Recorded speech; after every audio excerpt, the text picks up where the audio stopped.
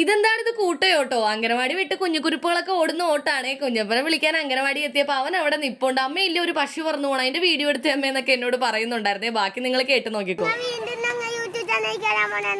അതെ, വീണ്ടും യൂട്യൂബ് ചാനലിൽ കയറാൻ പോവാണ് ഗൈസ്. കുഞ്ഞപ്പ നമ്മുടെ ഇതിനു മുമ്പുള്ള ഷോർട്സ് കണ്ടവർക്ക് അറിയായിരിക്കും, കുഞ്ഞപ്പനെ വിളിച്ചുകൊണ്ട് വരുമ്പോൾ രണ്ട് മക്കളെ എപ്പോഴും ഓട്ടോയിൽ വെച്ച് കാണും കേട്ടോ. അവരുടെ ഷോർട്സ് ഞാൻ ഇട്ടിട്ടുണ്ട്. ചേച്ചി ഞങ്ങൾ ഒന്നും കൂടി യൂട്യൂബ് ചാനലിൽ കയറ്റുവാന്ന് എന്നോട് ചോദിച്ചേ. അവരുടെ ചോദ്യം കേട്ടോ, എത്ര നിഷ്കളങ്കമായ ചോദ്യമാണല്ലേ. അപ്പൊ വരുന്ന വഴി കുറെ ഫോറിനേഴ്സിനെ കണ്ടിട്ട് കുഞ്ഞപ്പനോട് മിണ്ടാതെ പോയിനെ അവൻ സങ്കടപ്പെട്ട് നിൽക്കുകയാണ് കേട്ടോ. അവർക്ക് നമ്മളെ പരിചയമില്ലല്ലോ. അപ്പൊ അവനൊരു വീട്ടിൽ കയറി നോക്കിയപ്പോഴത്തേക്ക് അവിടെ കുറച്ച് പിള്ളേർ കളിക്കുന്നു. അവർക്ക് ടാറ്റൊക്കെ കൊടുത്ത് ഗേറ്റും പൂട്ടി ആള് പോകുന്നു കേട്ടോ.